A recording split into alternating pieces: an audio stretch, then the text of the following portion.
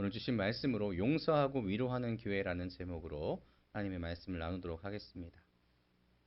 우리가 모두가 원하는 것이 있습니다. 그것이 무엇이냐면 회복. 제가 방금 예배 전에 우리 조보라 사모님하고 찬양팀하고 얘기했는데 왜 이렇게 우리는 나이를 먹을수록 육체적 회복이 느린지 그것에 대해서 얘기한 적이 있었거든요. 잠을 자도 회복이 안 된다고. 어렸을 때에는 제가 좀 어리다 하니까 좀 연세 있으신 분들한테는 죄송하지만 한 20대 때만 하더라도 자고 한 2시간만 자고 일어나면은 하루가 거뜬한데 이랬는데 이제는 좀 그게 안 되는 것 같습니다. 마찬가지로 뭐 여러 가지 문제가 생겼을 때도 당연하게 이것이 회복됐으면 하는 그런 마음이 있습니다. 그래서 우리는 모두 어떤 문제가 닥쳤을 때에 회복을 원합니다. 무너진 관계가 회복되기를 원하고 상처난 마음이 회복되기를 원하고 교회 공동체가 사랑 안에서 성장하기를 원합니다. 그런데 회복이라는 것이 그냥 시간이 지난다고 다 이루어지는 것이 아니라는 겁니다. 회복은 죄가 아니라고 덮어버린다고 해서 이루어지는 것도 아니고 상처가 없었던 것을 모른 척한다라고 해서 이루어지는 것도 아니라는 것이죠. 참된 회복이라는 것은 문제를 정확하게 보고 그 문제를 알아봄과 동시에 그것의 해결책을 정직하게 다루고 죄를 지었다면 그 죄에 대해서 정직하게 바라보고 회개하고 그리고 그것에 대해서 온전한 방법으로 치유하는 것이 필요하다는 것. 그리고 그것에는 그 치유의 방법에는 반드시 사랑이 필요하다는 것이 오늘 주시는 말씀의 가장 중요한 핵심입니다. 그래서 오늘 본문은 그 회복의 길을 자세하게 우리에게 설명하고 보여주고 있습니다. 고린도 후서라는 것은 서신서인데 누군가에게 편지를 보냈다는 겁니다. 그런데 고린도 후서니까 여러 가지 정보가 들어가 있죠. 누구한테 보낸 것일까요? 고린도에게. 근데 고린도에게라고 하면은 도시 이름이니까 이게 고린도 도시한테 보낸 거 아니죠. 고린도 교회에 보낸 것입니다. 근데 고린도 후서입니다. 그러면은 뭐가 있을까요? 전서가 있겠죠. 이렇게 순서가 있는 서신이었습니다. 근데 이 고린도 교회, 받는 이 교회는 정말 많은 문제가 있었던 교회였습니다. 이 고린도 도시가 어디에 있었냐면은 우리가 바울 저기 지도를 보시면은 안 보이시죠? 맨 뒤에 저희가 그럼 기억을 끄집어내십시오. 저희가 바울의 여행에 대해서 공부했을 때에 고린도 교회는 어느 지역에 있을까라고 물어봤을 때 해안 지역에 있는 도시입니다. 그것도 큰 항구가 두 곳이나 있는데 항구 도시의 특징은 무엇이라고 말씀드렸을까요? 돈이 왔다 갔다 하니까 돈이 많죠. 그리고 바다를 왔다 갔다 하니까 사람들이 많고 거칠죠. 그리고 바다를 왔다 갔다 하면 여자를 못 만났으니까 음행이 넘쳐나겠죠. 그리고 범죄가 넘쳐나는 것. 그리고 바다를 왔다 갔다 하는 사람들의 특징은 많은 신들을 섬깁니다. 그러니까 음행이 있고 돈이 넘치고 신이 넘치는 곳이 바로 이 고린도 교회였다는 거예요. 그러면 그 교회가 그곳에 세워졌으니까 문제도 비슷하다는 겁니다. 파벌도 있고 분쟁도 있고 음행의 문제도 있고 성찬의 문제도 있고 은사의 문제도 있고 더 나아가서는 사도 바울에 대해서도 그 사도권에 대해서 공격하는 사람들도 많았다는 겁니다. 인간적으로 보면은 그곳에 교회가 세워지고 유지하는 것은 정말로 어려운 도시가 바로 고린도 교회였다는 거죠. 인간적으로 봤을 때 바울이 포기하고 싶은 교회, 바로 그곳이 고린도 교회였습니다. 그럼에도 불구하고 바울이 그 교회를 포기하지 않았는데 그들을 여전히 하나님의 교회라고 그렇게 불렀습니다. 그들을 향해서 내가 너희를 위하여 항상 하나님께 감사한다라고 표현했던 교회가 바로 이 고린도 교회였습니다. 그리고 그들을 향한 사랑 때문에 이 고린도 전서와 후서 사이에는 눈물의 편지가 있습니다. 눈물로 편지를 보낸 이 바울의 열정도 있었습니다. 근데 왜 이렇게 눈물의 편지를 보내고 이 고린도 후서를 보내게 되었냐? 한 사건이 있었습니다. 그것이 무엇이었냐면 고린도 교회에 한 사람이 있었는데 이 사람이 바울에게 매우 큰 고통을 줬습니다. 단순하게 바울 개인에게만 그 마음의 상처를 준 게 아니라 교회 전체에게 상처를 준 거죠. 그래서 바울이 눈물의 편지를 써서 고린도 교회가 그 문제를 바르게 다룰 것을 요청을 하게 됩니다. 고린도 교회는 그 편지를 받고 어떻게 했을까요? 순종을 했습니다. 그래서 그에 대해서 7일을 실행을 하죠. 그리고 그 사람이 죄에 대해서 뉘우친 것으로 보입니다. 그런데 놀라운 것은 다 그 다음인데 바울이 이제 그 사람을 더 이상 더 심하게 몰아치지 말라라고 이야기합니다. 더 강하게 벌하지 말라라고 이야기하죠. 오히려 이렇게 말합니다. 차라리 그를 용서하고 위로하라. 그리고 사랑을 나타내라 라고 말합니다. 바로 이것이 예수 그리스도께서 우리에게 전하신 복음의 방식이라는 겁니다. 복음은 죄를 가볍게 여기지 않습니다. 그러나 복음은 회개한 죄인을 끝까지 짓밟지 않습니다. 복음은 진리와 사랑을 함께 붙드는 것이 복음입니다. 죄는 미워하는 것이 당연하지만 회개한 이에게는 다시 기회를 주는 것이 복음이라는 거죠. 그래서 오늘 말씀을 통해서 우리는 회복을 위해서 교회가 어떤 마음을 품어야 되는지 우리가 함께 나눴으면 좋겠습니다. 첫 번째는 회복을 위해서는 지나치지 않아야 됩니다. 바울이 5절에서 이렇게 이야기했는데 어떻게 이야기하냐면 이렇게 이야기합니다. 근심하게 한 자가 있었을지라도 나를 근심하게 한 것이 아니요 어느 정도 너희 모두를 근심하게 한 것이니 어느 정도라 함은 내가 너무 지나치게 말하지 아니하려 함이라. 아멘. 이 바울의 태도가 좀 인상적인데 그 사람은 분명하게 바울에게 큰 고통을 준 사람입니다.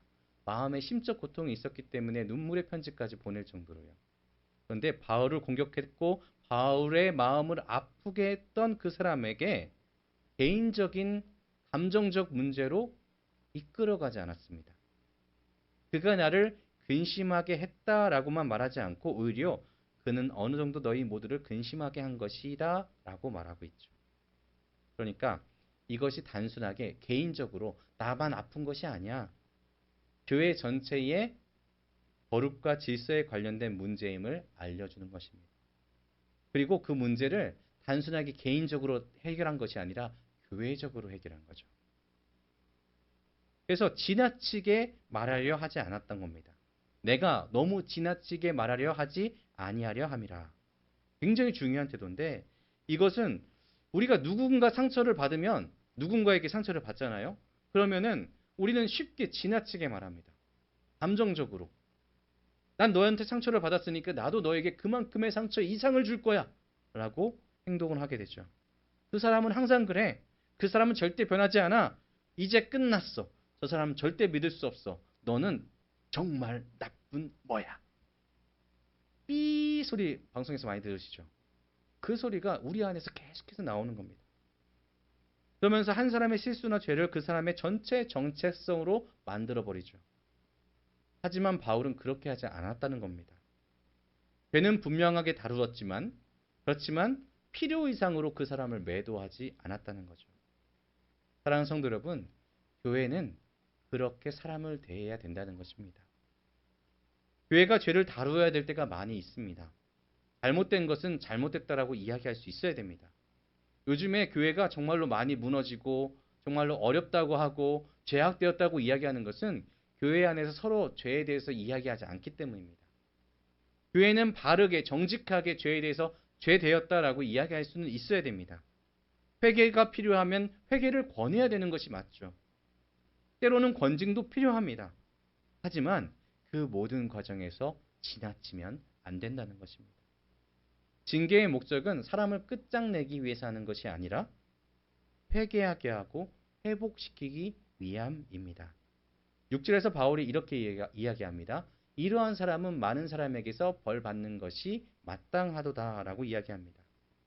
근데 이 말은 또 다른 것을 무엇을 의미하냐면 이 사람은 이미 많은 사람에게서 벌을 받았어.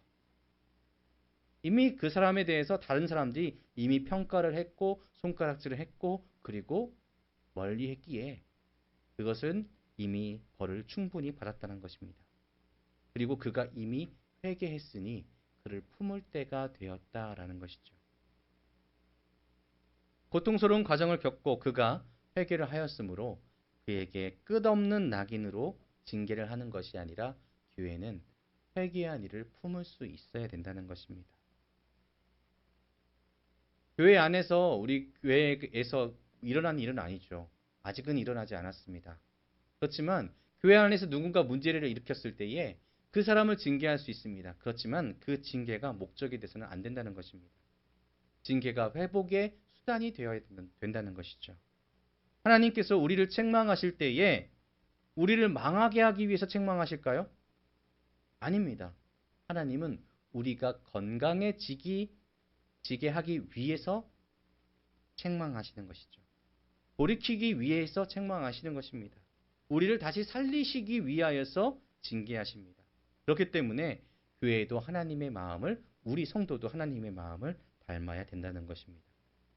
그리고 두 번째, 회복을 위해서는 용서와 위로가 있어야 됩니다. 우리 7절 한번 보실 때에 그런즉 너희는 차라리 그를 용서하고 위로할 것이니 그가 너무 많은 근심에 잠길까 두려워하노라 라고 이야기합니다. 여기서 바울이 쓴 표현 중에 차라리라고 이야기합니다. 방향을 바꾸라는 것이죠. 처음에는 징계가 필요할 수 있습니다. 죄를 가볍게 여기면 안 되기 때문이죠. 그런데 그 사람이 회개했다면 용서하고 위로해야 됩니다. 여기서 용서는 다른 의미가 아닙니다. 죄를 그냥 무시한다 이야기가 아니라 없었던 일이 된다 이것이 아니라 진실을 부정한다 이것이 아니라 용서는 피해받은 사람이 아무렇지도 않아야 돼 이것이 아니라 성경적인 용서는 죄를 분명히 죄라고 인정하면서도 회개한 사람을 향하여서 끝없는 복수와 정죄하는 마음을 갖지 않는 것을 용서라고 하는 것입니다. 또한 바울은 위로하라라고 이야기합니다. 왜 위로가 필요할까요? 그가 너무 많은 근심에 잠길까 두려웠기 때문입니다. 사람은요, 죄를 깨달은 순간부터 근심에 빠지게 됩니다. 우리 아이들을 보면은 뭔가 잘못한 일이 있을 때에 그 표정 보이시죠? 뭔가 잘못했지 부모님이 딱 보면 압니다. 근심에 쌓이는 겁니다. 계속해서 근심 가운데 쌓이게 되죠. 그런데 그 근심이 넘어서서 그 아이가 절망에 빠지면 어떻게 될까요? 병에 걸리는 겁니다. 마찬가지로 교회 안에서도 우리 서로가 서로를 향하여서 책망할 때도 있고 죄에 대해서 이것은 죄입니다라고 이야기할 수 있지만 그것이 계속되고 계속되어서 그가 근심이 쌓이고 쌓이게 되면 그가 영적으로 병들게 만드는 죄를 상대방이 짓게 되기에 우리는 그에게 위로할 수 있는 용기 또한 필요하다는 것입니다. 건강한 교회는 진리와 사랑을 동시에 붙드는 것이 건강한 교회라는 것이죠. 방금 제가 아이를 예를 들었는데 우리 한번 자신의 모습은 어떤지 한번 예를 들어보겠습니다. 우리 가정에서 가족 중에서 한 사람이 정말로 내가 아끼던 컵을 깨뜨렸다고 한번 생각해 보십시오. 내가 이렇게 있는데 갑자기 쨍그랑 소리가 납니다.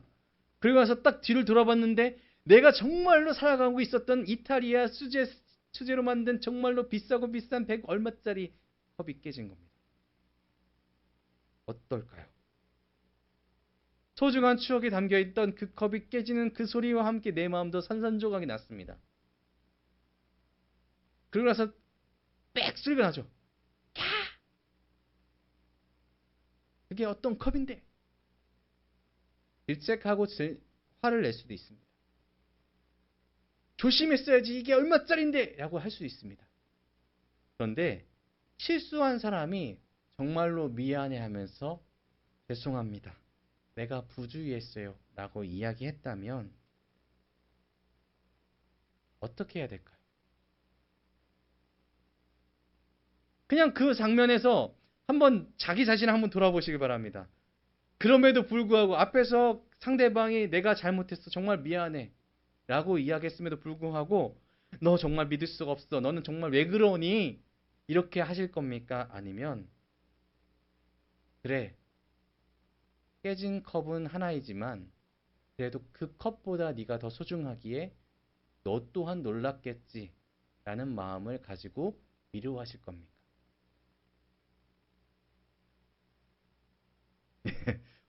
방금 뭔가를 들은 것 같아요.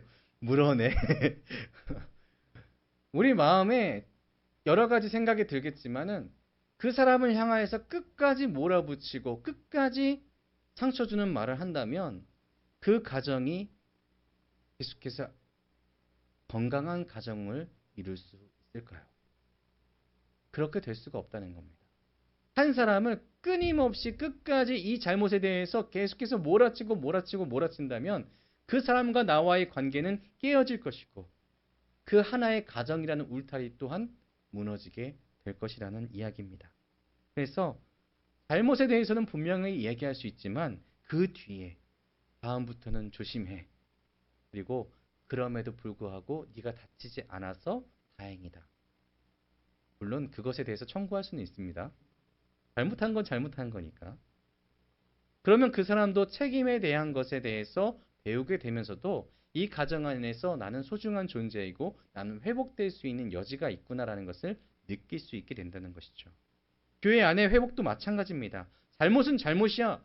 이것은 분명히 그릇됐어 라고 이야기할 수 있지만 그 사람이 회개하고 잘못을 고하고 진정으로 그 태도를 바꿨다면은 계속해서 정죄의 말을 던지는 것이 아니라 너는 끝났어 라고 하는 것이 아니라 용서하고 회복할 기회를 줄 수 있는 것이 바로 교회가 되어야 된다는 것입니다.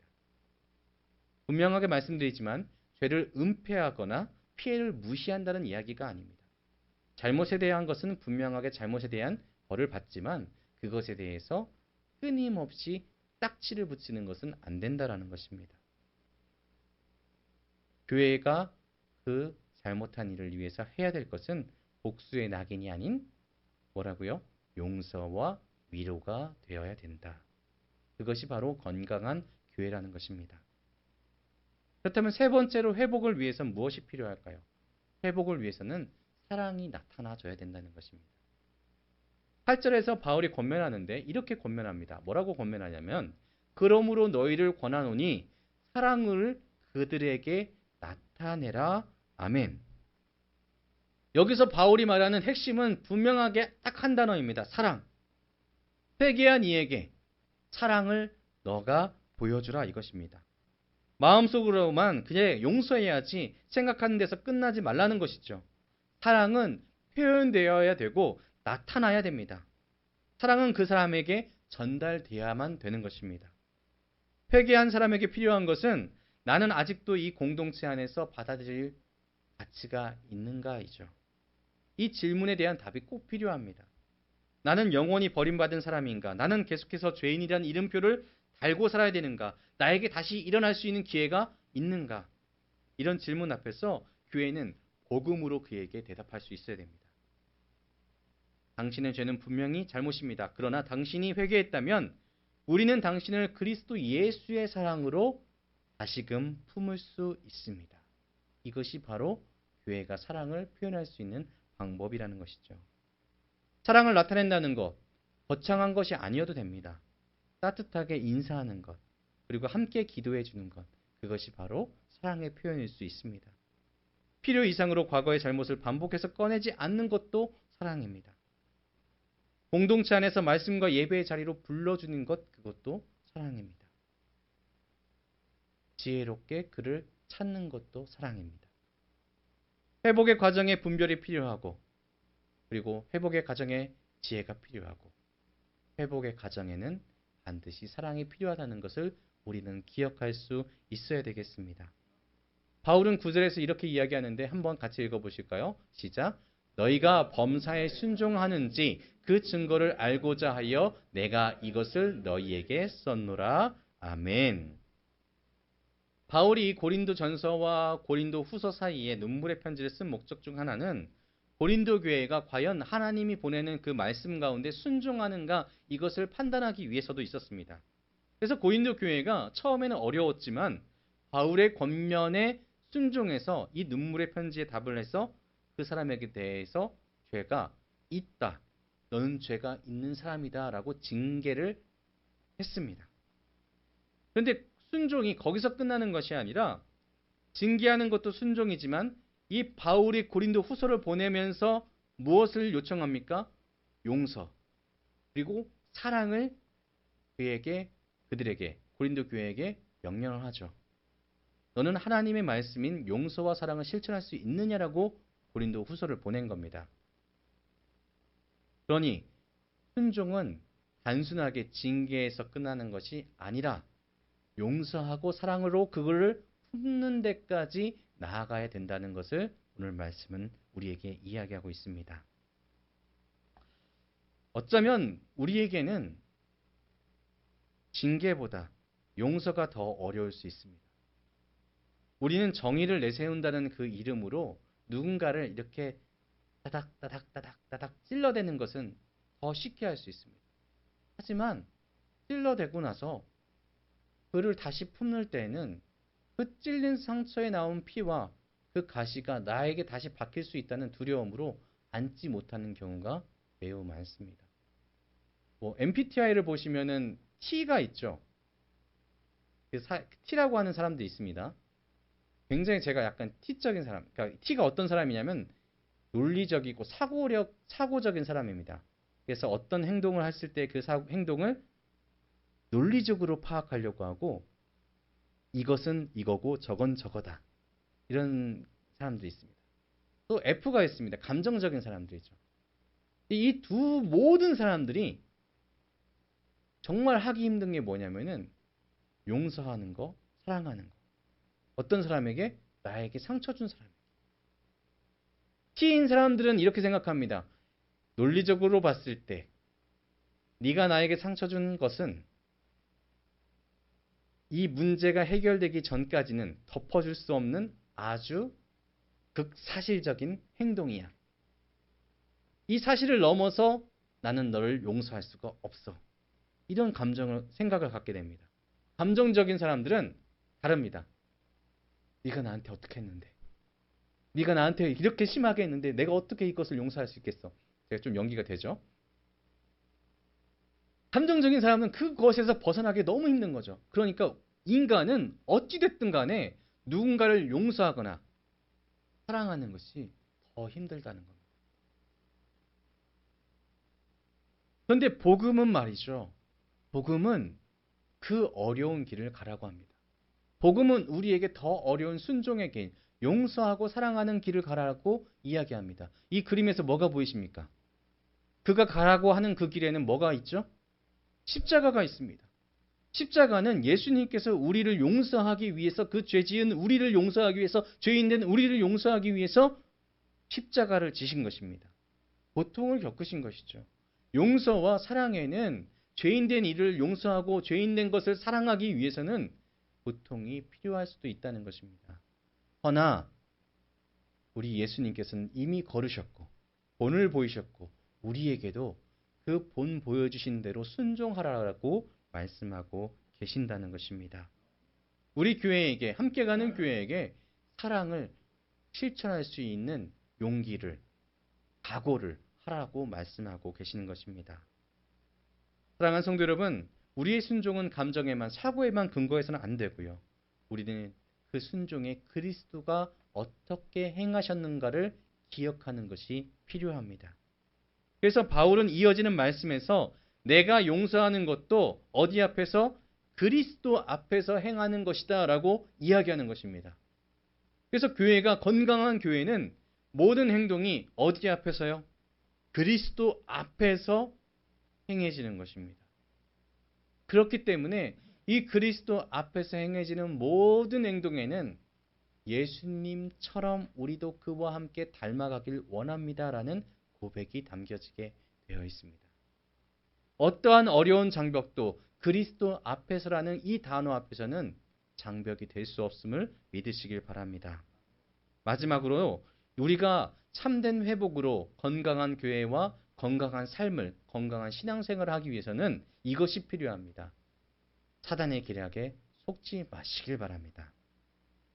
본문은 10절과 11절까지 이어지는데 바울이 용서해야 되는 이유를 말하는데 뭐라고 이야기합니까? 이는 우리도 사탄에게 속지 않게 하려 함이라. 우리는 그 계책을 알지 못하는 바가 아니로다. 아멘.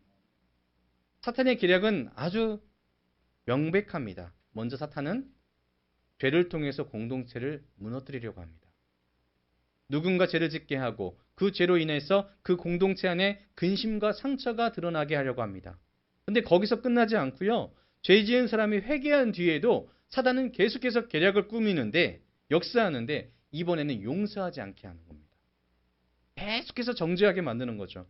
공동체 안에 찬바람만 불게 하는 겁니다. 불신을 심게 합니다. 저 사람은 절대 안 돼. 우리 교회는 끝났어. 다시 회복할 수 없어. 이런 생각으로 공동체를 갈라놓고 있습니다. 그러므로 우리는 깨어 있어야 됩니다. 죄에 대해서는 분명히 해야 되지만 그러나 회개한 사람에게는 어떻게 해요?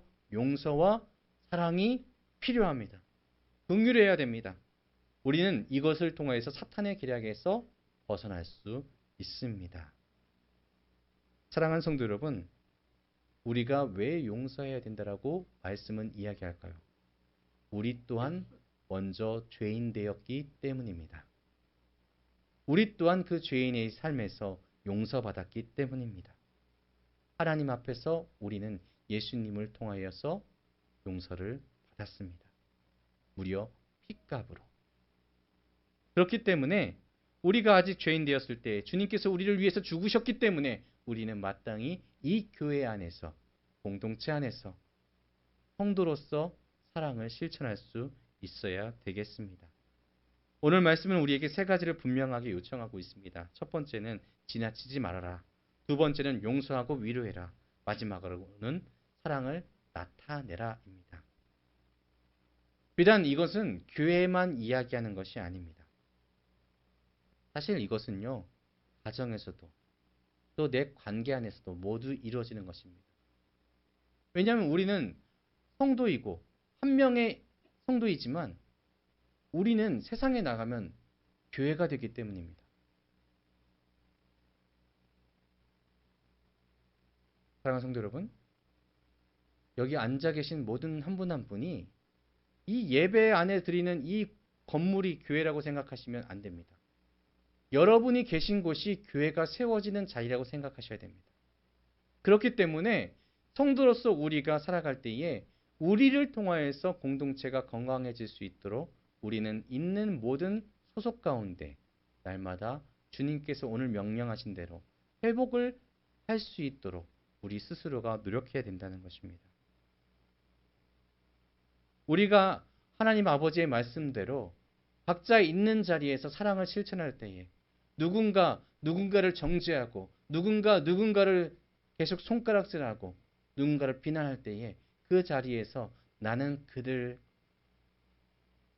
사이에서 용서하는 자가 되겠습니다. 라고 고백할 수 있을 때에 그 모든 자리는 진정한 하나님이 원하시는 회복의 자리, 진정으로 십자가가 세워지는 교회의 자리가 될 줄로 믿으시기 바랍니다. 그리고 바라고 바라기는 우리는 아직 작은 교회입니다. 그렇기 때문에 실상 서로를 향해서 손가락질하는 것이 쉽지 않죠. 왜냐하면 작기 때문에 더 어렵습니다. 근데 우리가 개척하고 나서 개척한 교회 목사님들이 어떤 말씀을 하시냐면은 김 목사님 30명이 되고 50명이 되고 100명이 되면 어떻게 되는지 아십니까? 사단이 기가 막히게 공격을 합니다. 뭘로요? 분쟁과 다툼. 그래서 저희가 부천로에 있는데 부천로에 개척한 목사님들이 그렇게 많이 계십니다. 교회가 건물마다 있어요. 근데 그 목사님들이 저희한테 하시는 말씀이 뭐냐면은 성도님들이 불이 나게 막 불처럼 타올라서 많이 올 때에 그때를 주의하라고 이야기합니다. 공동체가 퍼져 나갔을 때에 그 안에 반드시 분쟁이 생깁니다. 그래서 오늘 우리는 먼저 예방주사를 맞는 겁니다. 하나님 아버지 안에서 이 공동체가 바른 공동체가 될 수 있도록 우리 스스로를 한번 돌아보시고 우리 먼저 가정에서 먼저 한번 이 회복의 역사를 만들어 나가 보시길 바랍니다. 가족을 한번 보시길 바랍니다. 생각해 보시길 바랍니다. 나는 과연 어떻게 하고 있지? 나는 진짜 용서와 사랑을 실천하고 있는가? 내가 그를 품어주고 하나님의 복음 가운데 가정을 세워나가고 있는가? 그리고 그 안에서 진정으로 주의 말씀으로 우리는 하나의 공동체를 이뤄나가고 있는가? 상처난 곳이 있다면 오늘 가서 따뜻하게 안아주시길 바랍니다. 그리고 뭔가 내가 위로하고 포근하게 감싸줄 필요가 있다면 내가 먼저 용기를 내서 사랑의 언어를 실천해 보시길 바랍니다. 그랬을 때 그 가정이 살아나고 그 가정들이 살아났을 때에 교회가 아름답게 자랄 수 있을 것입니다.